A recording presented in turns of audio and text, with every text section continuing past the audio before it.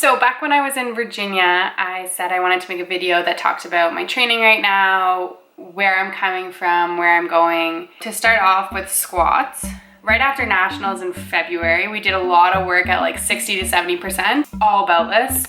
So I was seeing I was having some rib pain too, so we worked on breathing, and that with the beltless work was really great to help me figure out how to do belly breathing.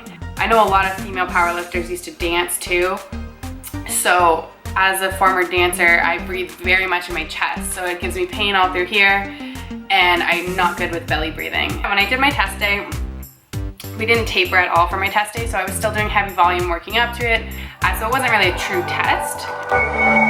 Oh yeah! Woo! Since then, we're kind of moving into doing more squats in like the 90% range. It's a huge confidence problem when I hit those bigger weights. I just legitimately get scared, and I know that's something a lot of people deal with.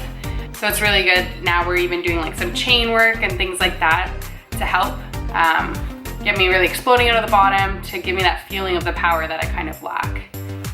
In this video, I hit some singles at 305 and then some back down work. My first workout after my test for my squats, and from there I've been doing singles at 315.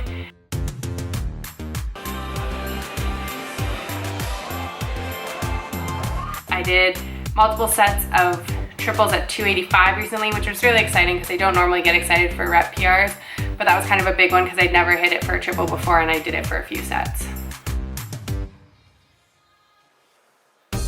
So leading into nationals for bench, I started benching 4 days a week. We did lots of volume to ease into it. I bench back to back Monday, Tuesday, and Friday, Saturday. And it's been really good for me. I kind of do better with heavy weight for my bench. So right now, starting last week or so, well actually in this footage, starting in Virginia, we started hitting heavy singles all 4 days of my bench at 145. So whether it was 3 sets or up to 5 sets.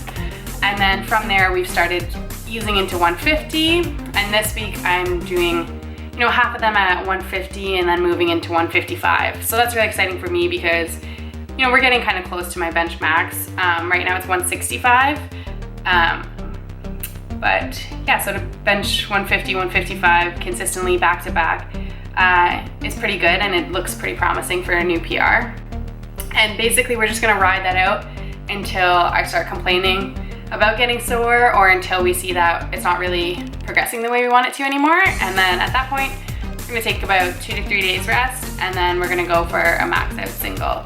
So that'll be really fun, but I'm also hoping it doesn't come too soon, because the more I can build on it, hopefully the better my max will be.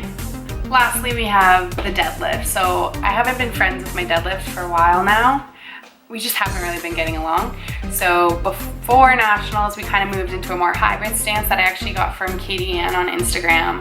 She's actually also moved away from it a bit now, but it was a really strong stance for me, and it really helped me have a faster lockout than I've ever had. So I actually competed with that at nationals, and then we kept training with it after nationals. We moved it back to a wider sumo stance, which is a really comfortable stance for me because of my dance background. I have that flexibility, but it also means that, I can sit comfortably in a position that's not necessarily the best position for me. So it's been really great since then. I've slowly been working on little cues, and it's really starting to move. So in this video, you'll see some cluster training. And cluster is one of my favorite things, where I have either a set number of singles or doubles, or I have a set amount of time. So an example would be like on this one, I had singles, and I was supposed to do 30 to 45 seconds rest. I'm pretty sure it was like 45 to 60, but I always do it a little bit shorter. And then other ones, sometimes they just have 12 minutes, and it's do as many beautiful doubles or singles as I can. Obviously you don't want to throw your form out of the window just to get them done. But yeah, so I'm really enjoying that for deadlifts. It's finally starting to move. I can finally get the slack out of the bar, and so we're hoping for some pretty big PRs coming up this summer. So I'm really excited for that, and it'll be good. But yeah, my coach and I, we try a lot of unconventional things, but he always makes sure that, my body's ready for it. and we tested a little bit, and I'll send him videos that night, and it can sometimes change how my training is gonna go for the rest of the week. So it's really great to work with someone like that. And it's just been really fun, you know, we experiment with stuff. My training's not necessarily been linear compared to a lot of people.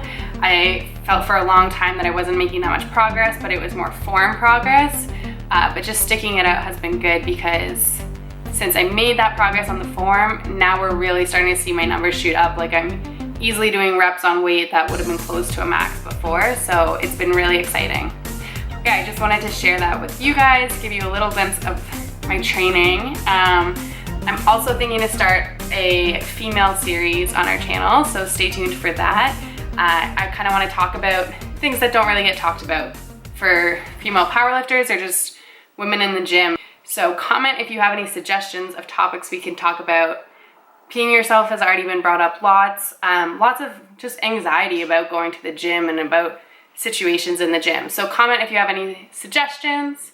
Otherwise, throw a thumbs up if you liked seeing a little bit of a breakdown of the training. And otherwise, I will see you on Snapchat and Instagram during the pro show and our new Mel and Josh video on Monday.